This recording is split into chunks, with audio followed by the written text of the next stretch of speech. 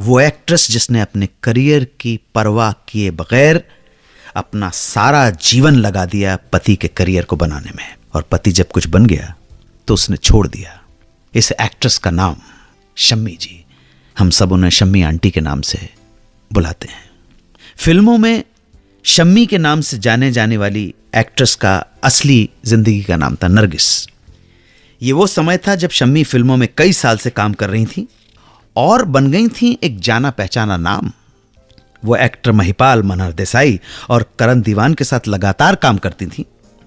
इसी बीच उन्हें Johnny walker के साथ फिल्म मुसाफिर खाना में काम करने का मौका मिला। फिल्म के दौरान दोनों दोस्त बन गए। एक दिन जॉनी वॉकर के ऑफिस में उनकी मुलाकात हुई सुल्तान अहमद से, जिनका फिल्मों से कोई संबंध नहीं था।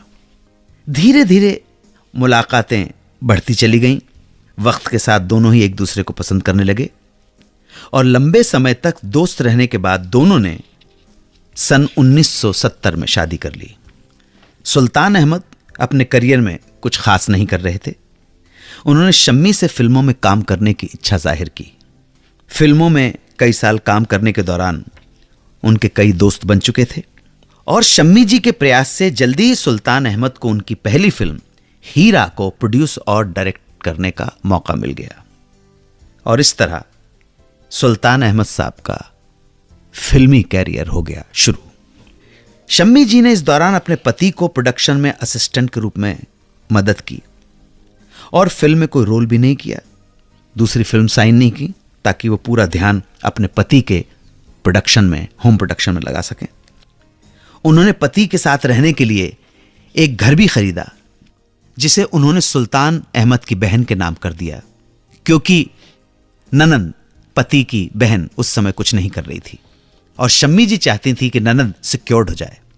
यही नहीं, बल्कि शम्मी जी ने सुल्तान अहमद के भाई के परिवार को भी अपने साथ रखा और उनके बेटे की पढ़ाई की जिम्मेदारी भी खुद ही उठाई। इसके बाद फिर उन्होंने सुल्तान अहमद की अगली फिल्म गंगा की सौगंध में प्रोडक्शन को संभाला। शम्मी जी अपने करियर को नजरअंदाज करके अपने पति के करियर को संवारने में लग गई, क्योंकि उनको पता था कि सुल्तान अहमद की तरक्की में ही उनकी तरक्की भी है। मगर किस्मत को कुछ और ही मंजूर था। फिल्म इंडस्ट्री में अपनी जगह बनाने के बाद जैसे सुल्तान अहमद एकदम बदल से गए।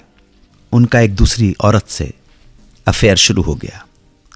शम्मी जी को वो अवॉइड करने लगे, दूरियां बढ़ गईं। शम्मी जी की एक ख्वाहिश अधूरी रह गई, मां बनने की। 2 बार मिसकैरेज हो चुका था और हद तो तब हो गई जब कार्टर रोड में एक दोस्त के घर पार्टी के दौरान बहुत बड़ा झगड़ा हो गया उनका पति के साथ। पब्लिक ने तमाशा देखा। सबके सामने हुए इस झगड़े ने शम्मी आंटी को तोड़ डाला। शम्मी जी को समझ आ गया कि सुल्तान अहमद ने अपना करियर बनाने के लिए उनके कॉन्टैक्ट्स का और उनका इस्तेमाल किया था। और एक दिन शम्मी जी ने फैसला कर डाला, घर छोड़ने का फैसला। पति, घर, जेवर, प्रॉपर्टी, गाड़ी सब छोड़कर चली आईं और अपने किराए के मकान में मां के साथ रहने लगीं। उनके दोस्तों में आशा पारेख, नंदा और नरगिस ने समझाने की कोशिश भी की, मगर शम्मी स्वाभिमानी महिला, उन्हें अपने ऊपर भरोसा था।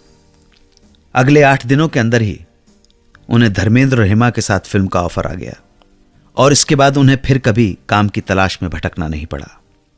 आज उन्होंने जो कुछ भी नाम कमाया वो अपने खुद के दम पर कमाया। फिर होंगे ऐसे किस्से, कुछ होंगे गुदगुदाने वाले, कुछ होंगे जिनको सुनकर आंसू आ जाएंगे। 92.7 बिग FM पर आप सुन रहे हैं सुहाना सफर विद अनु कपूर।